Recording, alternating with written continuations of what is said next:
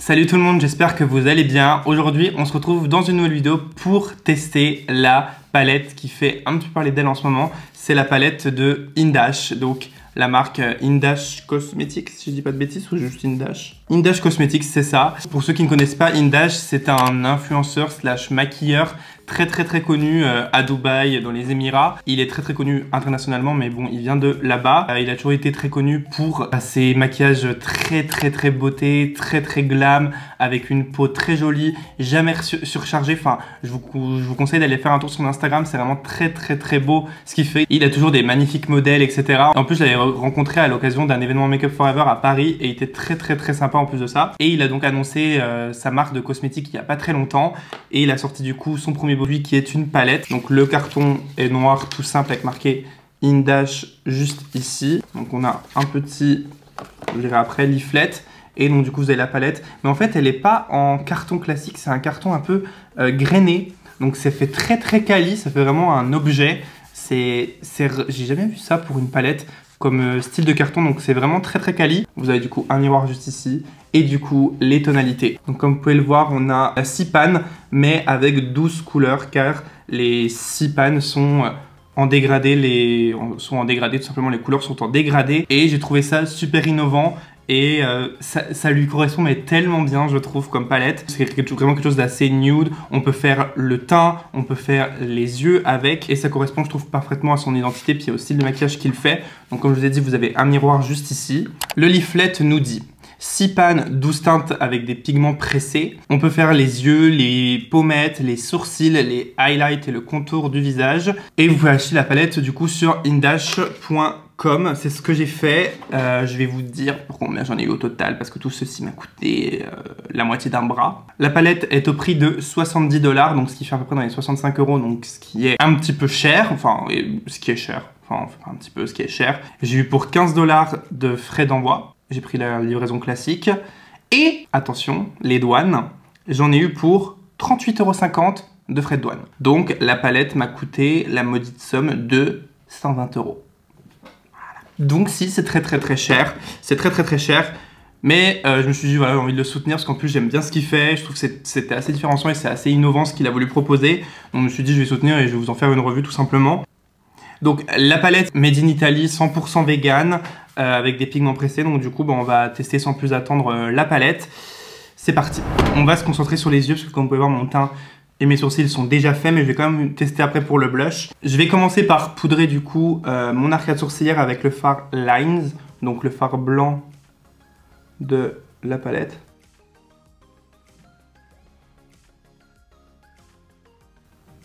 Et aujourd'hui du coup, eh bien, vous aurez droit à un maquillage très glam, ce qui au final est vrai que je fais assez peu, parce que c'est pas ce qui m'amuse le plus. Après je trouve ça très beau, hein, mais c'est vrai que c'est pas ce qui m'amuse le plus. Ensuite, je vais utiliser la couleur Paint, donc le petit beige qu'il y a juste ici, pour le mettre dans mon creux de paupière.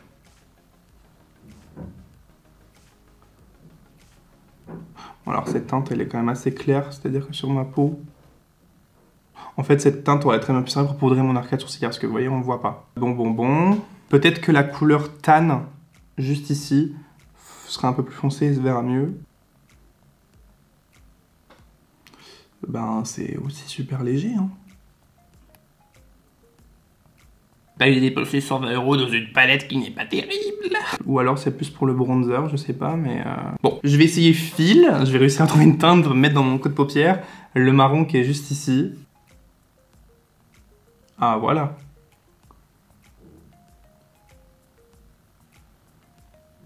Après, ce qui est bien, c'est qu'ils se font super bien à la paupière. Maintenant, je vais utiliser le fard gris, donc le fard Real. Et ça, je trouve c'est très cool parce que je trouve qu'on n'en voit pas énormément des fards gris dans les palettes actuellement.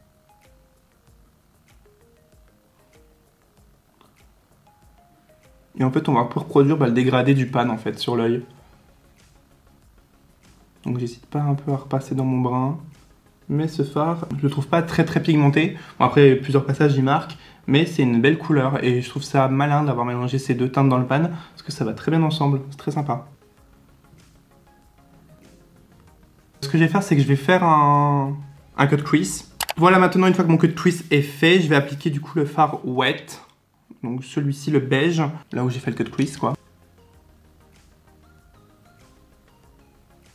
Maintenant je vais utiliser le fard Intra, donc le fard, le marron un peu plus foncé et un peu plus rouge que les autres. En fait je vais refaire le même dégradé mais en dessous en fait, vous allez voir. Donc je vais l'appliquer. Après les fards sont très doux, ça je voulais vous dire, c'est qu'ils sont très soyeux. Je trouve que c'est pas les plus pigmentés du monde, honnêtement, mais ils sont très agréables à travailler par contre.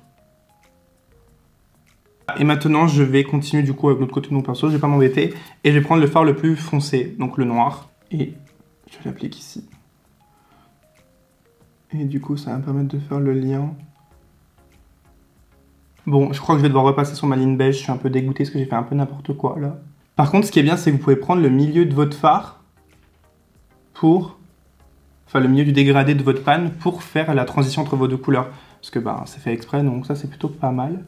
Et voilà ce que ça donne, il faut juste que je nettoie un petit peu ma ligne. Maintenant je vais prendre un pinceau tout fin, c'est de chez Golden Maple, je crois que je les ai trouvés sur Amazon, il me semble que c'est Marion qu'on avait parlé. Je vais reprendre de mon anti-cerne et je vais juste repasser du coup sur ma petite forme.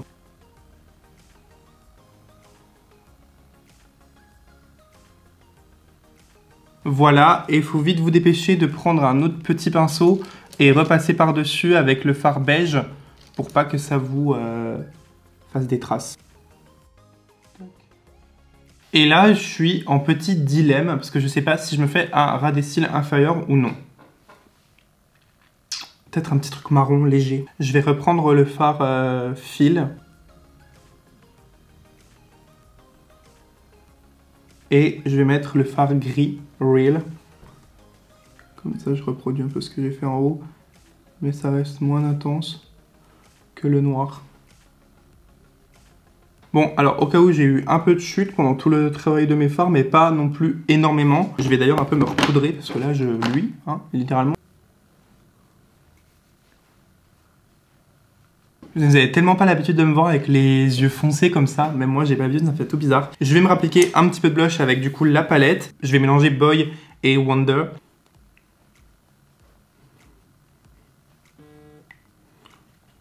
Tac, ça c'est bien parce que du coup ça fait un blush mat. Alors oui je vous l'ai pas dit mais du coup c'est uniquement des fards mat dans la palette. Ce que je trouve bien, enfin moi ça me gêne pas, je trouve que c'est une bonne palette de basique mat. Oui le blush il est sympa. Je vais appliquer mon crayon en muqueuse supérieure. Donc j'utilise depuis un petit moment le NYX Epiqueer que je trouve vraiment super bien. Il est bien gras, il marque bien. Et inférieur aussi, allez. Soyons fous. Hop. Gennali is back. Comme mascara, je vais tester aujourd'hui celui de chez Pat McGrath, le Dark Star Mascara qui se présente comme ceci.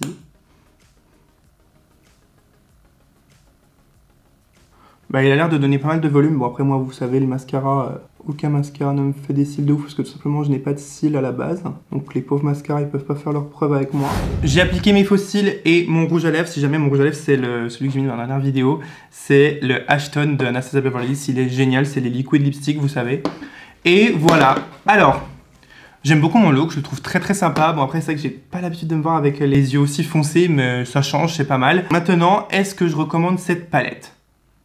Elle est bien, mais elle est beaucoup trop chère. Elle est vraiment beaucoup trop chère. C'est pas comme s'il y avait des teintes très innovantes, ce genre de choses. Je pense que vous avez tous ce genre de teintes déjà à la maison, c'est-à-dire du marron, du beige et du rose. La formulation a l'air pas mal. Après, c'est pas les fards les plus pigmentés que j'ai jamais vus. Les Anastasia Beverly Hills ou les Natasha Denona sont déjà beaucoup plus pigmentés que ça. Ils se blendent bien, oui. Ça fait des jolis dégradés, mais je pense que vous pouvez trouver mieux pour moins cher. Après, moi, je trouve que c'est quand même une bonne palette. Elle est beaucoup trop chère entre les frais de douane et les frais de port. Ça revient à plus de 100 €. Ça vaut clairement pas la peine. En tout cas, je pense que je la réutiliserai parce qu'elle est très jolie, très esthétique. Donc du coup, je pense que je la réutiliserai pour faire d'autres choses. Peut-être voir pour faire totalement mon teint, mon contouring, etc. avec. Même si je trouve qu'il a fait un très bon travail et c'est très bien et c'est innovant et c'est joli. Je trouve que le prix est juste trop élevé. Après malheureusement bon, on habite en France donc par rapport à Dubaï on a des frais de douane ce qui élève le prix de la palette certes mais Non. Voilà tout le monde, en tout cas j'espère que cette vidéo vous a plu. Dites-moi vous en commentaire si la palette vous donne envie ou moyennement. N'hésitez pas à vous abonner à ma chaîne si cette vidéo vous a plu, si j'ai pu vous éclairer sur la palette d'Indash, à liker la vidéo également, ça fait plaisir à chaque fois de voir vos likes sous les vidéos. Et moi je vous dis à très vite pour une prochaine vidéo.